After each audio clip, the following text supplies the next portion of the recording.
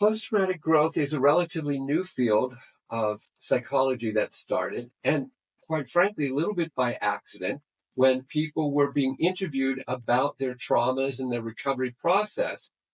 Many people reported that they felt they had become a better human being after they had gone through the trauma, gone through the recovery process, and many reported that they felt like they were a new human being, that somehow going through the pain and suffering in the recovery process actually opened them up in a way, their consciousness, their way of thinking, their humility, their humanity, they somehow changed. They became more reverent about life, and they actually appreciated life more.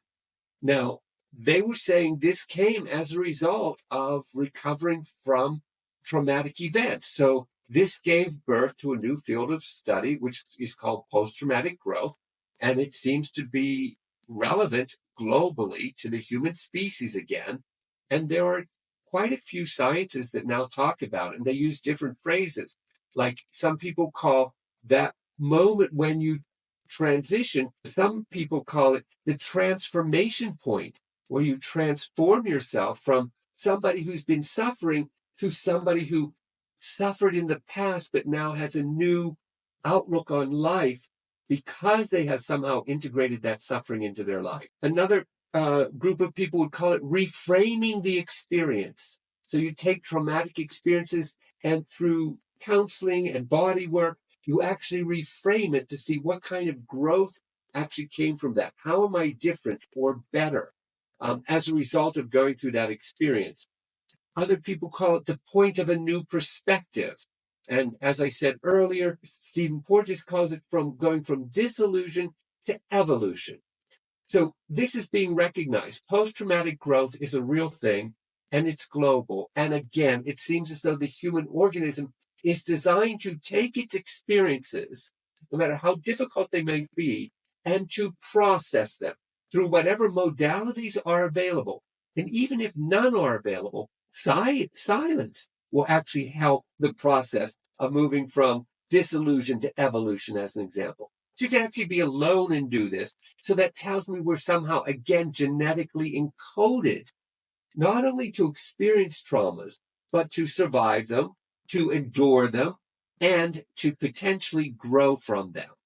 Now, I'm not saying that I want pain and suffering in the world and that we all need it, but I am saying if we do experience it, there's an outlook and now a professional field that's telling us not only will you recover from that trauma, but you can potentially grow from that trauma to be somebody who you could never expected that you could become. I think because the post-traumatic growth process seems to be an organically generated process in the human body, and the tremor mechanism is genetically encoded mechanism in the body for the purpose of helping reduce stress physically and psycho-emotional stress. I think they might be working in tandem, that the tremor mechanism is being used as part of the process of the recovery in what we call post-traumatic growth. I think it might actually help facilitate that process to be easier and faster. I don't have any evidence to suggest that, but when we're talking about two different behavior patterns genetically encoded in the human person, they must be working in tandem some way to help facilitate the person moving into a state of health again.